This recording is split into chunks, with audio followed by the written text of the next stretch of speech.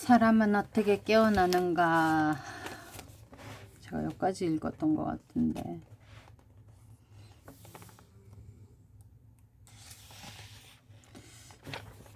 어디까지 읽었는지 모르니까 여기서부터 읽어볼게요. 그가 나를 초대한 것이 죽음과 맞이하기 위해서가 아니었다면 나는 그런 말을 할 자격이 없었을 것이다. 아무에게나 다가가서 죽음을 앞두고 있다고 들었어요 라고 말할 수 없지 않은가. 타인에게 자신의 관점을 강요할 권리는 없지만 그는 분명 나를 그렇게 하도록 초대했다. 그리고 내가 거기에 응한 것은 연민에서 비롯된 행동이었다. 그 순간 그 자리에 있던 모두가 충격받았다. 나는 어느 누구도 입 밖으로 꺼내지 않는 그 한마디를 건넸고 그것으로 우리가 있는 공간의 분위기가 완전히 바뀌었다. 그리고 나서 그의 가족들과 친구들, 그리고 나는 바닷가에 앉아 죽음에 대한 대화를 나누기 시작했다. 우리는 바다를 명상했다. 모든 것을 다 품는 바다는 죽음까지도 다 품는 것 같은 힘을 즉각적이고 정묘하게 발현하여 우리 모두를 감싸주었다.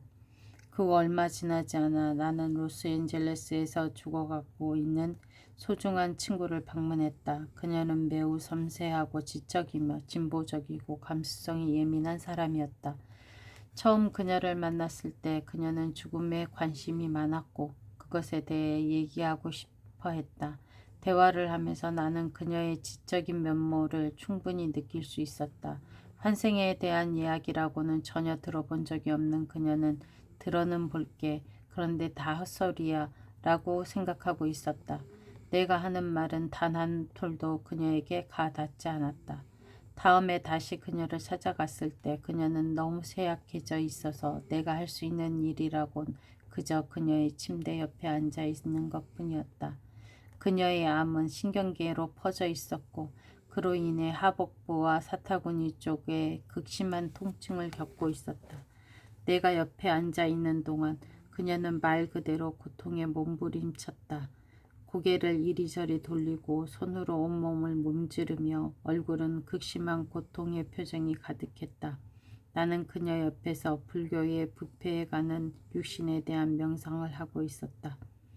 이 명상은 인간의 몸이 부패해가는 여러 단계를 차례로 관찰하는 정통 수행법 중 하나였다. 나는 그 자리에 완전히 열린 채로 눈도 감지 않고 다른 곳으로 시선을 돌리지 않고 그 자리에서 머물며 고통을 바라보았다. 모든 과정을 지켜보고 감정에 집착하거나 움켜쥐거나 평가하지 않고 그저 흘러가도록 내버려 두었다. 우주의 법칙이 펼쳐지는 과정을 그저 바라보고 있었던 것이다. 누군가의 죽음과 함께한다는 것은 결코 쉬운 일이 아니었다. 특히 그 대상이 내가 너무나도 사랑하는 존재라면 더더욱. 고통을 지켜보며 그 자리에 앉아있는 동안 나는 점점 더 거대하고 깊은 고요함을 경험하기 시작했다. 방은 빛으로 가득 찼고 바로 그 순간 그녀는 몸을 뒤틀며 고통에 휘말려 있는 중에도 내게 몸을 돌려 속삭이듯 말했다. 너무 평화로워. 몸은 여전히 고통에 요동치고 있었지만 명상적인 분위기 속에서 그녀는 고통 너머로 깊은 평화로 나아가고 있었다. 나 아니면 어쩌면 우리는 그 진동의 공간을 함께 창조해낸 것인지도 모른다. 그녀와 나는 그 순간 이 우주 말고는 그 어떤 곳에도 존재하고 싶지 않았다. 경이로운 축복이었다. 엘리자베스 키블러-로스가 이끄는 죽음과 임종에 대한 세미나에서 암으로 죽어가고 있는 28살의 간호사를 만난 적이 있다. 그녀는 자녀가 4명이나 있는 엄마였으며 11번의 수술을 견뎌낸 사람이었다. 그녀가 우리에게 물었다. 28살의 엄마가 암으로 죽어가고 있는 병실에 들어갔다고 상상해 보세요. 어떤 기분이 들까요? 청중석에 있는 여러 대답들이 쏟아져 나왔다. 분노, 좌절, 연민, 슬픔, 공포, 혼란 등등. 그러자 그녀가 다시 물었다. 그렇다면 만약 당신이 바로 그 28살의 엄마이고 당신을 찾아온 모든 사람들이 그런 감정을 품고 있다면 당신은 어떤 기분이 들까요? 그 순간 우리는 모두 깨달을 수 있었다. 죽음을 눈앞에 둔 사람을 만날 때면 그 사람을 있는 그대로 마주하는 대신 죽음에 대한 우리의 감정을 투영해 그 사람을 대한다는 사실을. 그것은 앞서 언급된 아름다운 소녀에 대한 비유와도 다르지 않다. 소녀를 바라보는 모든 이들이 단지 그녀의 외적인 아름다움에만 반응하고 그 안에 있는 한 존재와는 진정으로 연결되지 못하는 것처럼 말이다.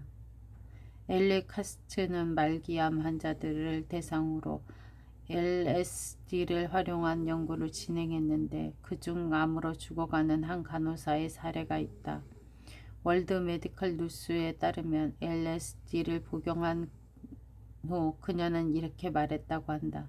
나는 암으로 죽어가고 있어요. 그런데 이 우주의 아름다움을 좀 보세요. 그녀는 분명 죽음의 한가운데 있었지만 그 순간만큼은 죽음을 초월해 완전히 다른 차원으로 들어설 수 있었던 것이다.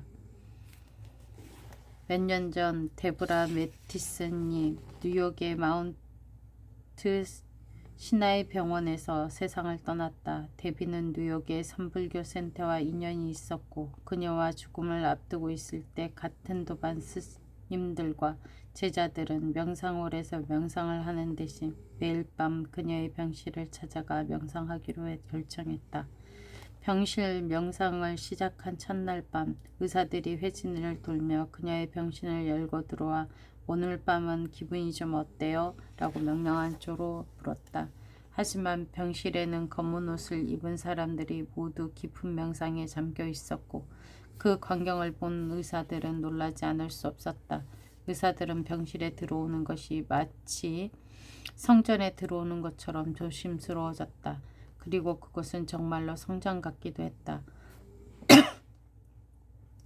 마운트 시나이 병원 한복판에 차려진 삶의 성소이자 삶과 죽음을 넘어선 어떤 것을 향한 성전, 그것이 자리하고 있었던 것이다. 오늘은 여기까지 읽겠습니다.